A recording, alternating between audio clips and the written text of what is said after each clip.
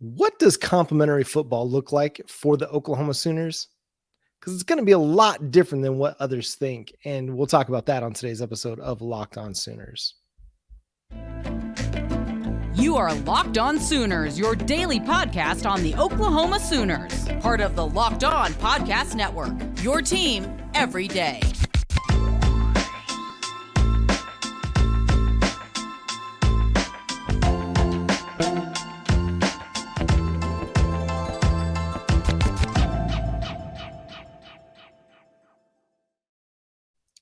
What's up, Sooner Nation? Welcome to Locked On Sooners, and thank you for making Locked On Sooners your first listen every single day. We're free and available on all podcast platforms. Make sure you subscribe to the show wherever you get your podcasts, and on YouTube, hit that notification bell to let you know when new episodes drop. My name is John Williams. You can follow me on Twitter at John9Williams. My buddy here is Josh Helmer. You can follow him on Twitter at JoshOnRef. And Josh, Oklahoma spring ball is underway. And earlier this week, we kind of touched on some of Brent Venables' comments about the Oklahoma Sooners needing to be better playing complementary football. And I know a lot of times, that kind of gets thrown out in a lot of different ways, and it's discussed in a variety of ways. And it can look a lot different depending on the team that you're looking at and talking about. You go back to the 2000 Baltimore Ravens, and what does complementary football look like for them? Trent Dilfer, just don't turn the football over. Jamal Lewis, run the football, pick up first downs, don't turn the football over, and let the defense do what the defense do. Peyton Manning and the Indianapolis Colts. Okay, we're going to go up tempo. We're going to grind the clock away, and defense, just don't give the ball away. Like, don't give the game away for us. We're going to score points. Just don't give it away. But for the Oklahoma Sooners, Josh, what does it look like to play complementary football? Because the offense and the defense might look a little bit different. We don't really know what the strength of this team for 2023 is going to be. And so it's hard to really envision what complementary football can look like for this team. Basic definition for me, stringing possessions together, offense and defense. And I think if you go back, we've talked about this. If you go back, and even I'll point to one game in particular, okay? The Texas Tech game to close the regular season. You look at how the thing starts for Oklahoma. Touchdown, while meanwhile you've got fumble, punt, the first couple of possessions defensively for you. Then all of a sudden, it's the opposite, right? Downs, field goal, punt for Oklahoma, while meanwhile you give up a score, touchdown, field goal, touchdown at the end of the half for Texas Tech. And we could do this little exercise probably for a lot of different games last season for Oklahoma. That those final couple of possessions, that first half, interception and punt for Oklahoma against Texas Tech. So to me, it's very basic. When I hear complementary football, I don't really subscribe, John, to the idea that, well, Oklahoma needs to run the football more and chew up more clock to keep the defense off the field. Just get first downs, be more efficient. And you know what? In the instance where maybe you go pass, incompletion, and you give it right back to your opponent, get a stop right there. That's complementary football to me. So I look at it a little bit less in the sense of how Oklahoma needs to operate in terms of the way that they go about maybe their play calling, John. To me, it's all about, are you executing consecutive possessions together offensively and defensively? And frankly, the answer for Oklahoma last year was, by and large, 6 and 7. No, they weren't. Yeah, there was a rare occurrence where Oklahoma would get a stop and then Oklahoma would go down and score, or they'd get a turnover and then they'd just drive it down and score. Those are like key moments in games where if you get the ball for free from a team, that's when you kind of put the dagger in their heart by going and scoring a touchdown on that next drive, not going 3 and out, not 4 and out and turning it over on downs at midfield. Like, that's some of that. Complementary football is going to look a little bit different for Oklahoma than it might look for other teams, because Jeff Lebby's identity as an offensive coordinator is to play fast. They're never going to win the time of possession battle unless it's one of those games where their defense is just absolutely dominating and forcing the other team to go 3 and out every possession or every other possession. It's just not going to happen, because you're going to, even a 75-yard drive, even if it goes 7 plays, that might only take them 3 minutes of game time or less. And so the idea that maybe, okay, we need to win the time of possession battle, I feel like that's rarely going to happen. And that's not going to be the identity of the Oklahoma Sooners offense under Jeff Lebby. That being said, I mean, there are ways in which Lebby can kind of manufacture possession time a little bit just by doing the Peyton Manning thing, getting to the line of scrimmage early in the down, and then just letting the clock run as you analyze what the defense is looking at, as opposed to just getting there, calling the play, snapping. So there are ways to kind of manufacture some of that time of possession stuff, but still, I don't think that that's what Jeff Lebby wants to do offensively. And Brent Venables has given him the keys to the offense. So by and large, that's what Brent Venables wants the offense to look like. Are there going to be situations where they got to play it a little bit differently? Probably. Fourth quarter of games, you're up big in the third quarter. You might slow things down a little bit, but generally speaking, they're going to play fast, and they're going to play fast throughout. But a lot of it comes back to what you mentioned, playing efficiently, converting third downs. When you get into the red zone, scoring touchdowns, not settling for field goals, maybe not going for as many fourth down tries, when it's 4th and 4 or greater at midfield, playing the field position battle, giving your not forcing your defense to play with a short field. Some of that is coaching. We love the aggressiveness that Brent Venables is coaching with. That's great. But also when your defense is struggling, maybe don't give the opposing offense half the field to work with. Maybe make them drive it 80, 90 yards. That's complementary football too, in that the coaching staff understanding game situation, understanding the weaknesses or the strengths of your team, and then being able to adjust depending on the given situation of the game. On the other side of that, I'm going to argue with myself here. If your defense isn't good enough, you got to maximize every single possession too. And so going forward on 4th down is an attempt to do that, maximize every possession in which you can potentially get points. This is, again, probably pretty basic for a lot of people, but John, how do you play complementary football? Well, you get better both sides of the football on third downs. If I told you that Oklahoma surrendered third down conversions to their opponents more often than they converted third downs, you'd probably say, it's not a great recipe to be particularly successful. That's who Oklahoma was last season. And it was close, but it shouldn't be close if you're a really good football team, which, again, it's obvious Oklahoma was not that. It felt like they were close in spots, but ultimately the numbers and the statistical data, they are what they are, and they don't, generally speaking, over the course of a season, they might over several possessions or whatever, John, in a particular game maybe lie, but over the course of a season, the stats probably tell a pretty accurate story and paint a pretty accurate picture. And what does it paint? 40.5% of the time, 49th nationally, Oklahoma converted offensively on third down. 40.9% of the time, they allowed their opponents to convert, which is a terrible, terrible third down conversion percentage defense. So to me, complementary football, again, I don't disagree with what you're saying.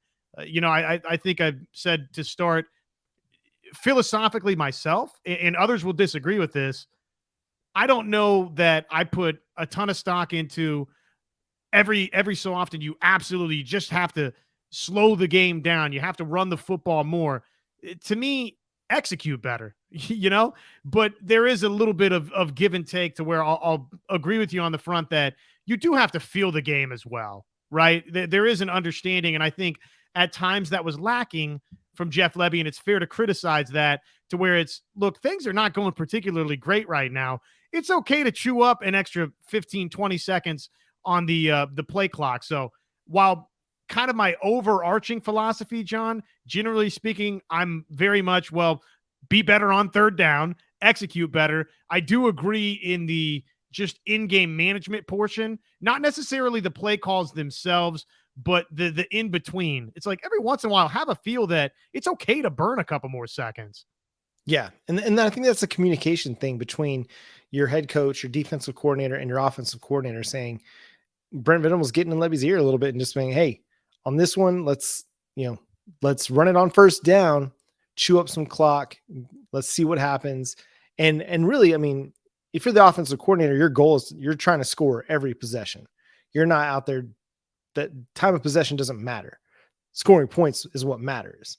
And so I get why he wouldn't necessarily be concerned with that. At the same time, it's about just being aware, just situationally aware. And that's all it is. And that's not to say that Jeff Lebby did a bad job. I think he did a pretty good job this past year. They scored 35 points per game. It was a pretty good season for the Oklahoma Sooners offense. Had a chance to be better.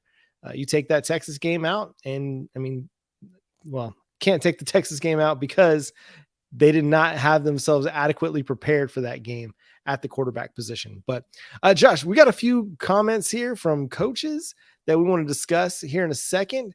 One in particular about Jackson Arnold and maybe knowing what it's like to be the guy, or knowing what he needs to do to be the guy, and how important that might be for the Oklahoma Sooners. But first, let's talk about FanDuel, Josh. FanDuel, past the midway point of the NBA season, we're really, I don't even know if that's the accurate description anymore. We're home stretching the NBA season now. I mean, the playoffs are right here. Oklahoma City, the Thunder, they're right in the mix for that, which Locked On Oklahoma City, the Thunder, check that out. The NBA season, home stretch, perfect time to download the FanDuel app. That's America's #1 sportsbook, and the FanDuel Sportsbook app. It's safe, it's secure, super easy to use. New customers, no sweat, first bet up to $1,000. You can bet on everything that you like. Money line, point scores, threes drained, probably you name it. Plus, FanDuel even lets you combine your bets for a chance at a bigger payout with a same game parlay. So don't miss your chance to get a no sweat first bet up to $1,000 in bonus bets when you go to FanDuel.com/locked-on, FanDuel.com/locked-on to learn more. Make every moment more with FanDuel, an official sports betting partner of the NBA. So the Jackson Arnold hype, does that begin in earnest throughout this spring? I mean, it's probably already here, right? The Jackson Arnold hype. So maybe that's silly, but I do think maybe, right? It ramps up a little bit just with each passing day and each press conference response that we get. Brent Venables didn't necessarily pour a bunch of water on the flames of excitement for what Jackson Arnold's future will be in Norman when you had that first day of newcomers and he said, this guy's he's at the back of the line, but he's not going to be there for very long. And now Jeff Lebby, John, has similarly, I don't know, fanned the flames. Yeah, so Jeff Lebby, speaking after practice, said this about Jackson Arnold. He said he's come in, he's picked everything up, and he's worked incredibly hard. He spent a lot of time building on his own. He understands what it means to be the guy here, and understands what it's going to take for him to get to that point. And I read those quotes, and I like him in concert with what Venables had to say, in that, okay, he understands kind of his position in the hierarchy of the quarterback room at the moment, but also understands that nothing's going to be handed and he's going to work for everything. And I think it just kind of fits with what we kind of learned about Jackson Arnold over the final 2 years of his high school career. Like he didn't start as a sophomore in high school, had to sit behind, the starter at Guyer, then played 2 seasons, got better from his junior to senior year. But in that off season between his junior and senior season, he won the Elite 11 MVP, earned 5-star status, was an Under Armour All-American camper after his senior year, won the Gatorade National Player of the Year. Like, he kept building and kind of growing his own kind of recruiting stock a little bit just through the work that he was doing and everything that was going on, and had a better senior year than he did a junior year, which his junior year was phenomenal. And so I think it's just kind of continuing that trend of a kid who seems pretty humble and seems like a dude that just wants to be about the work and kind of lay low. And I mean, I think back to our conversation with him back in the summer of 2022, and just not a very boisterous kid, just very kind of understated. And, like, it was just about the work, and that's what he wants to be about. And this kind of all continues to fit in with what we've learned about Jackson Arnold along the way, is who he is now. And I think that's key for Oklahoma, as not just for 2023, but looking even ahead, that I mean, his first season in which more than likely he'll be the starter at Oklahoma will be Oklahoma's first season in the SEC. That's no small task to go from, not playing in a year and then playing at arguably the highest level of college football.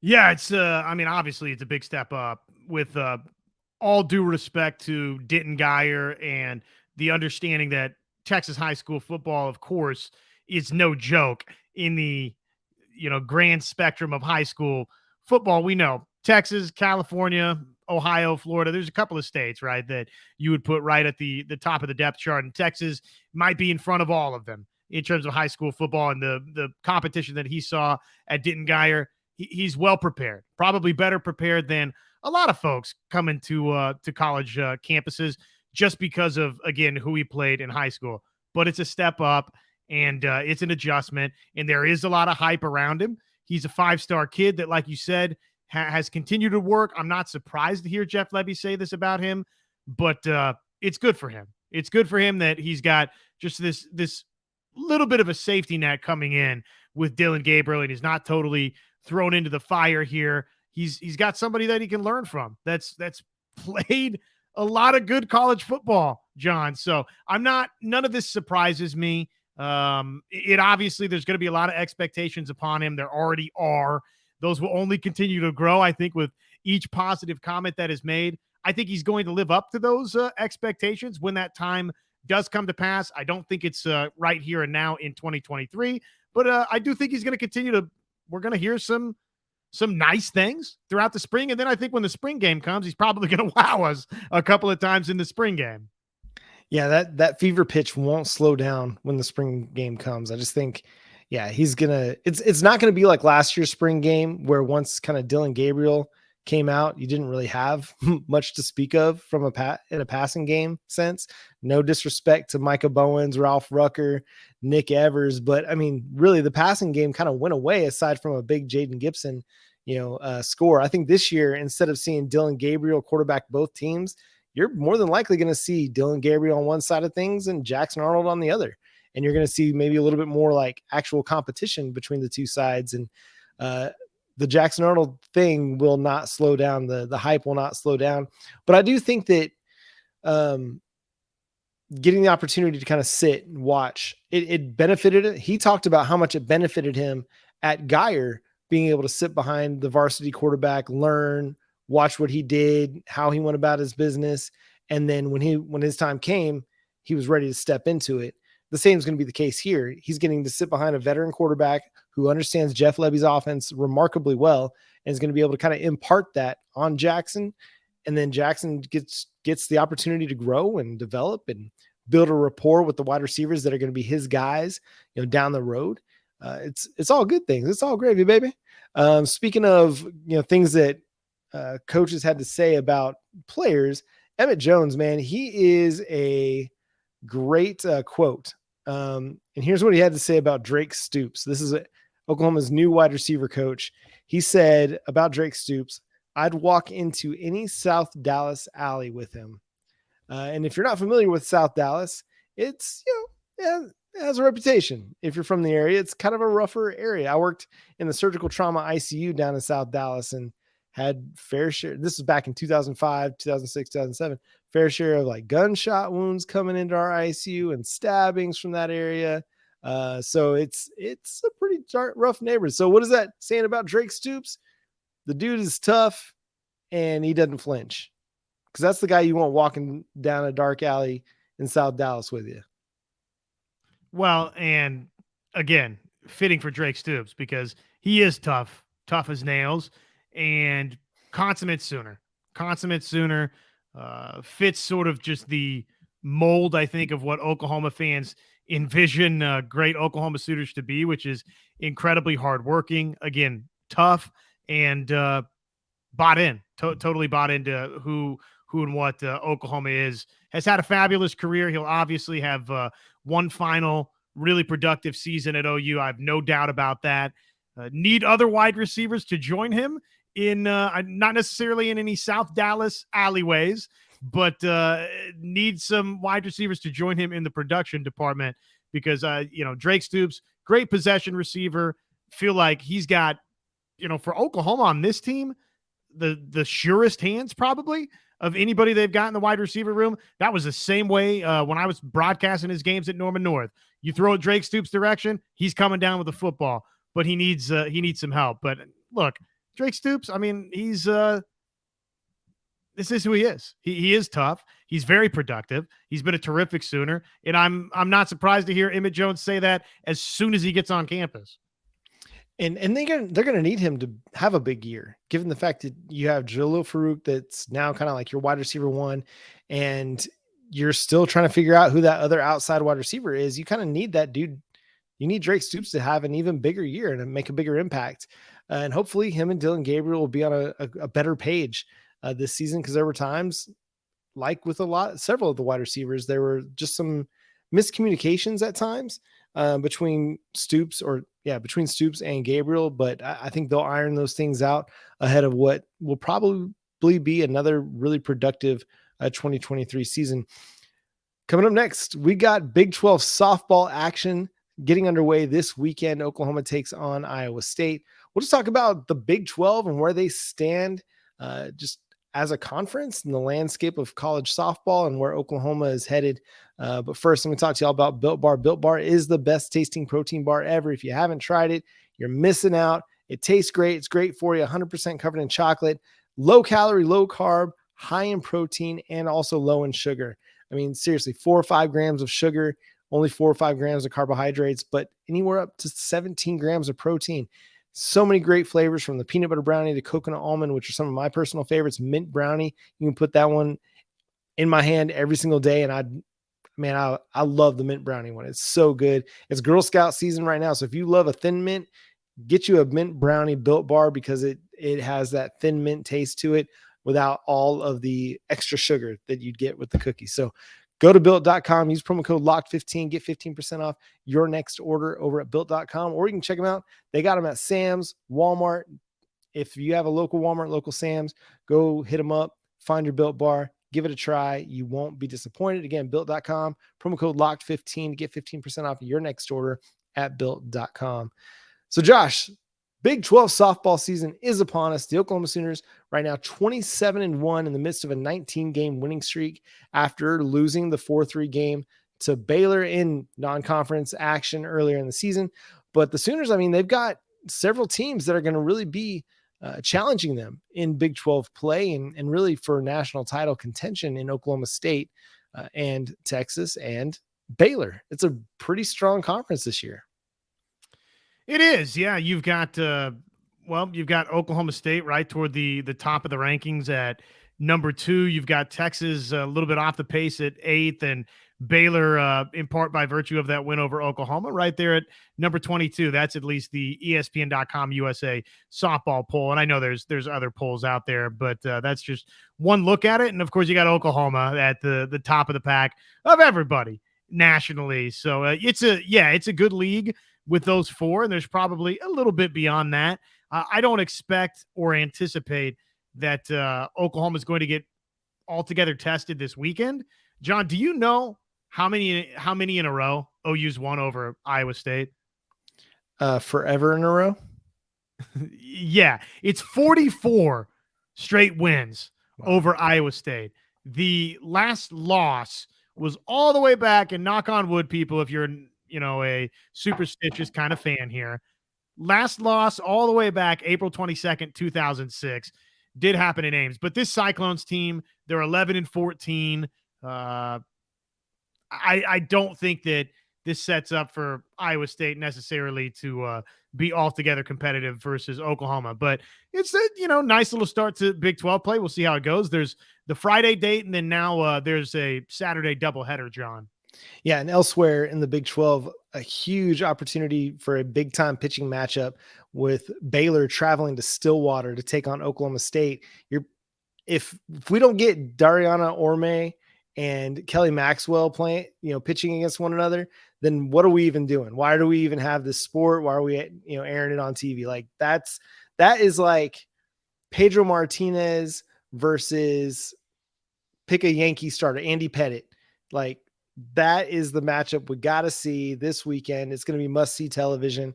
It's going to be a really strong, Texas is going to be hosting Texas Tech, who's off to a really strong start this year as well. So, a lot of really good softball matchups coming up this weekend in the Big 12. So make sure you're tuned in. You're going to get to see Oklahoma on ESPN Plus all weekend long in all three games. I'm sure we'll get to see a lot more Kirsten Deal in this one, given it's Iowa State.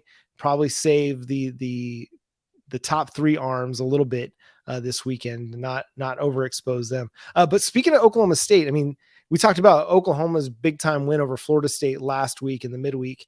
Oklahoma State picked up a series win, a 2-1 series win over the Florida State Seminoles in Stillwater. So, remember, this is a team that won the Big 12 the Big 12 tournament title last season over the Sooners. So it's going to be quite a challenge to keep the Cowgirls from catching up or from overtaking Oklahoma.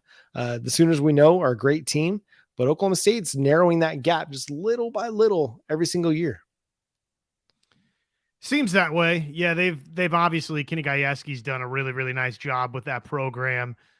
You got to beat the top dog, right? To be on top of the mountain, and they did that once. Did that once last year, but generally speaking, I don't know.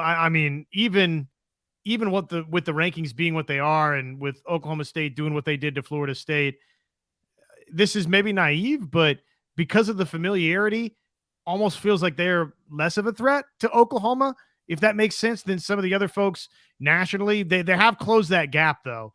And, to some degree, that's probably a little bit disrespectful to Oklahoma State.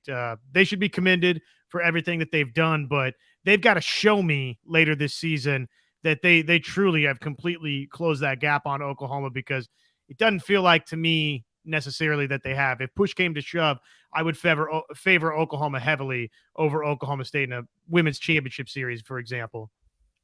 Yeah, and one more note on Oklahoma softball, just before we get out of here. Jada Coleman was named Big 12 Player of the Week. Only her second time to be named Big 12 Player of the Week in her career. Just another phenomenal week for her at the Hall of Fame Classic. She hit 600 with 2 home runs, 2 doubles, a triple, and 9 RBIs. Her slugging percentage is almost 1,000, and she's getting on base almost 70% of the time. She's been really, really good. She's been one of the best players in college softball, but she's on this pace where she's having a national player of the year type season for Oklahoma this year, as the leadoff hitter and arguably one of the best defenders in all of softball. She's been incredible. Obviously, we've discussed it. Has to be in the mix for National Player of the Year, what she's doing. The latest weekly award, I don't know who else you could even consider to have given it to. She's incredible. She's been incredible. But when you're playing with Jocelyn Allo, sometimes that gets maybe a little bit overshadowed when Jordy Ball at times has done what Jordy Ball did for a large portion of last season. There's great players that have been around Oklahoma, and she's gotten overshadowed just a little bit. But obviously, she's incredible. She's been my favorite player throughout all of these last couple of seasons to watch, John, just because, again, she does it at both the plate and out in the field as well. She's electric in the field. I feel like she could play anywhere that you wanted to play her defensively and probably be really good at it. So, no, she's incredible. I love watching her play. She is just so fun with her speed and athleticism, and the bat has some pop to it. She's a superstar. It's incredible. Yeah, she is. And a lot of fun to watch. And don't look now, but Tiara Jennings is getting hot. Kinsey Hansen, she's tied for second on the team in RBIs, but has only played in 18 of the 28 games. So who knows where her ceiling is for the rest of the season, but she is back. K9 is back. So get ready for a great weekend. Again, ESPN Plus, you can catch all the Sooner softball action this weekend against Iowa State up in Ames. But that's going to do it for today's episode of Locked On Sooners. Thanks so much for tuning in, being part of the show. Make sure you're subscribed to the show wherever you get your podcasts. Follow us on Twitter at Locked On Sooners. Follow Josh at Josh on Ref, myself at John 9 Williams. And until next time, Boomer Sooner.